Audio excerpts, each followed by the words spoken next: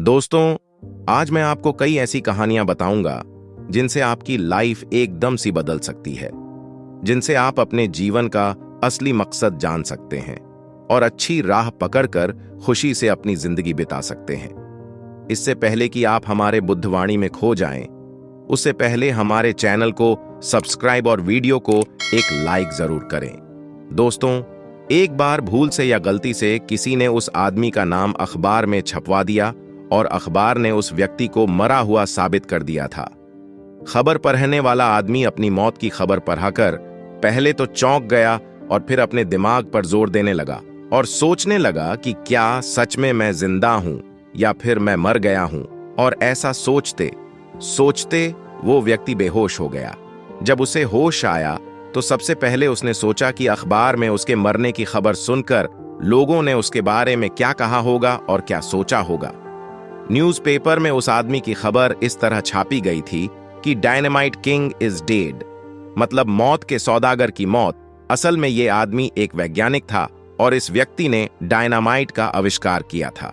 जब डायनामाइट के फाउंडर ने अखबार में यह पढ़ा कि मौत के सौदागर की मौत, तो उसने सोचा और अपने आप से यह सवाल किया कि क्या मैं इसी नाम से याद किया जाऊंगा। उसी समय उस आदमी ने यह फैसला किया कि हरगिज नहीं, इस तरह से तो मैं कभी याद नहीं किया जाऊंगा। बस उसी दिन से उस आदमी वैज्ञानिक ने शांति के मार्ग पर चलना और काम करना शुरू दिया और वह डायनामाइट के आविष्कारक और कोई नहीं बल्कि एल्फ्रेड नोबेल थे, जिनके नाम पर आज नोबेल पुरस्कार दिया जाता है। दोस्तों, मैंने आपको यह कहानी इसलिए बताई है क्योंकि आप भी कहीं ना कहीं या कुछ ना कुछ ऐसा काम कर रहे हैं जिससे आपको याद रखा जाएगा। वो काम बुरा भी हो सकता है और अच्छा भी हो सकता है। आप चाहे कितने भी अच्छे काम कर लें, बस एक बुरा काम आपके सभी अच्छे कामों को और आपको बुरा इंसान बनाने के लिए काफी है। अब ये आप पर निर्भर करता है कि आपको एक अच्छे इंसान के रूप में याद किया जाए या फिर बुरे इंसान के रूप। अगर आप अच्छा काम करेंगे तो लोग आपको जिंदा रहने पर ना सही पर मरने के बाद जरूर याद करेंगे। डायनामाइट यानी बारूद। इस कहानी से आपको यह भी पता चला होगा कि डायनामाइट का आविष्कार एल्फ्रेड नोबेल ने किया था। शायद थॉमस एडिसन का नाम तो आपने सुना होगा। अगर नहीं सुना है तो मैं बता देता हूं। थॉमस एडिसन एक जाने माने अमेरिकन आविष्कारक थे। इस अमेरिकन वैज्ञानिक ने 1000 से भी अधिक आविष्कार किए हैं। जैसे बिजली के बल्ब के क्रांतिकारी आविष्कार ने थॉमस एडिसन को रातों रात प्रसिद्ध कर दिया था। उन्होंने विद्युत बल्ब और फोनोग्राफ, जिसे वर्तमान में ग्रामाफोन और रिकॉर्ड प्लेयर के नाम से भी जाना जाता है, इनके अलावा थॉमस एडिसन ने और भी अन्य युक्तियों का आविष्कार किया है, जिनसे संचार भर में लोगों के जीवन में बहुत बड़ा बदलाव हुआ। जिसकी प्रतिभा का पूरी दुनिया ने लोहा माना है, थॉमस एडिसन को अपनी प्रतिभा की वजह से ही जीनियस बुलाया जाता है। अब आपको पता चल गया होगा कि थॉमस एडिसन कौन थे। आइए अब जानते हैं एक ऐसी घटना के बारे में जिससे थॉमस की मां ने उसे एक महान वैज्ञानिक बना दिया। एक बार थॉमस अपने विद्यालय से घर पहुंचे और अपने मां को एक चिट्ठी देते हुए बोला, मां, मैडम ने कहा है कि यह चिट्ठी सिर्फ अपनी को देना। एडिसन की मां ने चिट्ठी खोली और पढ़ते पढ़ते रोने लगी। एडिसन ने अपनी मां से कहा, मां, आप रो क्यों रही है और इस चिट्ठी में क्या लिखा है? थॉमस की मां ने कहा कि बेटा, इसमें लिखा है कि आपका बेटा पढ़ाई में बहुत समझदार है। हमारे ख्याल से यह स्कूल आपके जीनियस बच्चे के हिसाब से बहुत छोटा है और इस स्कूल में ऐसी टीचर नहीं है कि एडिसन को उसकी बुद्धिमत्ता के हिसाब से ज्ञान दे सकें। कुछ वर्षों बाद एडिसन की मां की मौत हो गई और तब तक थॉमस एडिसन बहुत बड़े वैज्ञानिक बन चुके थे। एक दिन थॉमस अपने घर पर चिट्ठी बॉक्स में पड़ी कुछ पुरानी चिट्ठियों को देख रहे थे। तभी उनकी नजर उस चिट्ठी पर पड़ी जो स्कूल के दिनों बचपन में थॉमस को टीचर ने मां को देने के लिए कहा था। जब थॉमस ने उस चिट्ठी को पढ़ा तो वो हक्के बक्के रह गए, क्योंकि उस चिट्ठी में लिखा था कि आपका बेटा दिमागी तौर पर बीमार है, हमारे टीचर उसे और नहीं पढ़ा सकते और हम उसे विद्यालय से निकाल रहे हैं। प्लीज आप थॉमस को घर पर ही पढ़ना शुरू कर दें। उस चिट्ठी को पढ़ने के बाद थॉमस एडिसन बहुत भावुक हुए और उन्होंने इस चिट्ठी के बारे में एक किताब में जिक्र किया कि थॉमस एडिसन दिमागी तौर पर एक बीमार बच्चा था जिसे उसकी मां ने एक बहुत बड़ा वैज्ञानिक बना दिया था। इस सफलता की छोटी कहानी से हमें बहुत सीख मिलती है, जो हमें साफ दिखाई दे रही है कि किसी को भी उसकी कमियों के बारे में नहीं बताना चाहिए, क्योंकि जब कोई आपको आपकी कमियों लगातार बताता है तो धीरे धीरे आपका आत्मविश्वास कम होने लगता है और आप अपने अंदर की ताकत को पहचान नहीं पाते हैं, जिससे आप अपने आप पर विश्वास नहीं रखते हैं और किसी काम को पूरा करने का हौसला खो देते हैं। और यह बात है क्योंकि जब आप कोई काम कर रहे हैं और कोई आपसे कहे कि आप अच्छा कर रहे हैं तो आप और अच्छा करने की कोशिश करने लगते हैं, मतलब आपका आत्मविश्वास बढ़ता है। थॉमस की ने अच्छा किया, क्योंकि अगर वो थॉमस को उसकी कमी के बारे में बता देती तो वो कभी आविष्कारक नहीं बन पाते, जो बात थॉमस समझ गए। और इसलिए उन्होंने कहा कि थॉमस एडिसन दिमागी तौर पर बीमार था और फिर उसे उसकी मां ने एक महान वैज्ञानिक बना दिया। हम वही हैं जो हम सोचते हैं। हम जो कुछ भी हैं वह हमारे विचारों से उत्पन्न होता है। अपने विचारों से हम दुनिया बनाते हैं। दुख की जड़ मोह है। परिवर्तन के अलावा कुछ भी हमेशा के लिए नहीं है। अपने अलावा किसी और में शरण की तलाश मत करो। यदि आपको आध्यात्मिक पथ पर कोई आपका साथ देने वाला नहीं मिले तो अकेले चलें। हम जो कुछ भी हैं वह हमने जो सोचा है उसका परिणाम है। संपूर्ण विश्व के प्रति असीम प्रेम फैलाओ। सभी प्राणियों का मन प्रसन्न हो। सच्चा प्यार समझ से पैदा होता है। तुम जहां हो वहीं रहो, अन्यथा आप अपने जीवन से चूक जाएंगे। क्रोध को गैर क्रोध से जीतें, बुराई को अच्छाई से जीतें, नीचता को उदारता से जीतें, बेईमानी को सच्चाई से जीतें। जो लोग धारणाओं और विचारों से चिपके रहते हैं वे दुनिया भर में लोगों को अपमानित करते फिरते हैं। बूंद बूंद से घड़ा भरता है, वैसे ही बुद्धिमान व्यक्ति थोड़ा थोड़ा इकट्ठा करके अपने आप को भलाई से भरता है।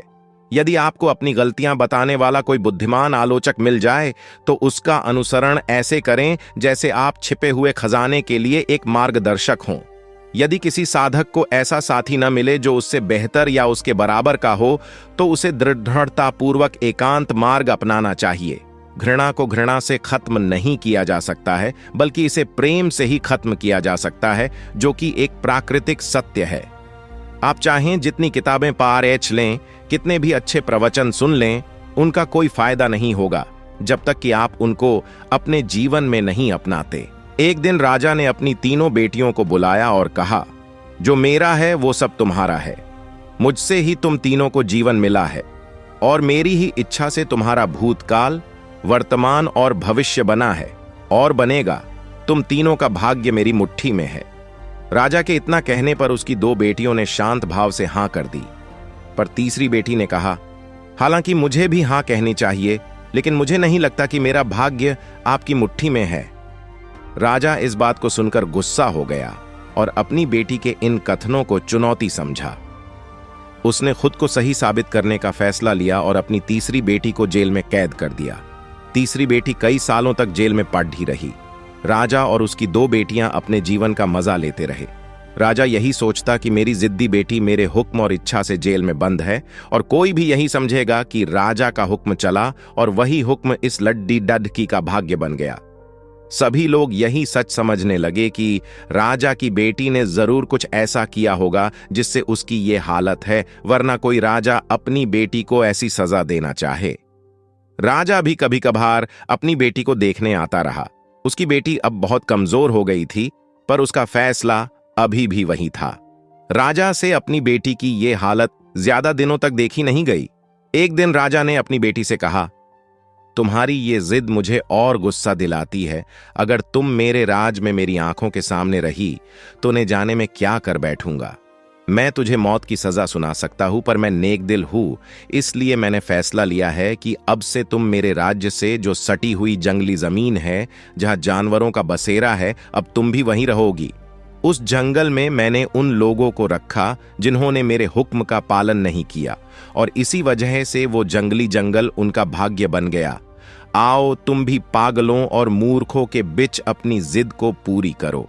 बेटी को वहां जाना पड़ा क्योंकि कोई और रास्ता नहीं था, और उसको पेट भरने के लिए कंदमूल, फल और सोने, रहने को गुफा और पीने के लिए झरने का पानी और तापने के लिए सूरज की धूप थी।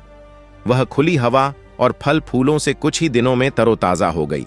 उसने खेती की और फसलें उगाई, गुफा को अपना घर बना लिया और उसी में अपना बसर करती रही। एक दिन ने जाने कहां से एक भटकता गुआ राहगीर वहां आ पहुंचा तो वही हुआ जो सदा से होता आया है। राहगीर और राजा की बेटी में प्यार हो हुआ और वही अपनी दुनिया बसा ली। जंगल में मंगल हो गया और उन दोनों ने उस जंगल में रहने वाले अन्य लोगों की मदद से उनके साथ जंगली जंगल को एक शहर बना दिया। सारे इलाके में मेला लग गया। कुछ सालों बाद राजा की बेटी उस शहर की रानी बन गई और उस शहर की चर्चा होने लगी। किसी तरह उस शहर के बारे में रानी के पिता को पता चला। राजा उस जगह को देखने पहुंचना भी था, क्योंकि जिन लोगों से वो नफरत करता उन लोगों ने इस देश में एक नई जगह बनाई थी। वहां उसने अपनी जिद्दी बेटी को जब रानी के रूप में देखा और उसके साथ एक खूबसूरत युवक को देखा जो इस देश का राजा था, तो दंग रह गया। बेटी ने अपने पिता का मुस्कुराकर स्वागत किया और अपने पिता से कुछ नहीं कहा, पर राजा ने सुना और उसे आवाज सुनाई दी कि हर आदमी का अपना भाग्य होता और कोई भी किसी का भाग्य विधाता नहीं है। राजा को खुद ब खुद अपनी गलती का एहसास हो गया। उसने सबको अपने भाग्य पर छोड़कर आजाद कर दिया। इस कहानी का तात्पर्य यह है कि किसी का भाग्य किसी के हाथ में नहीं होता, बल्कि इंसान अपना भाग्य खुद बनाता है। जैसे राजा की बेटी ने जंगली जंगल में भी अपना भाग्य खुद बनाया। राजा ने कहा, तुम तीनों का भाग्य मेरे हाथों में है, पर ऐसा नहीं है। हर व्यक्ति का भाग्य उसके खुद के पास होता है।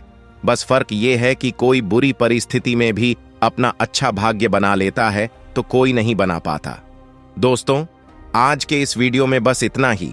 आप लोगों का बहुत बहुत धन्यवाद जो इस चैनल और वीडियो को इतना ज्यादा प्यार और आशीर्वाद दिया। दोस्तों, आज का वीडियो आप लोगों को कैसा लगा हमें कमेंट बॉक्स में अवश्य लिखिएगा। ऐसे ही रोचक वीडियो आपके लिए लाता रहूंगा। मिलते हैं एक नई वीडियो में, तब तक के लिए अपना ख्याल रखिएगा।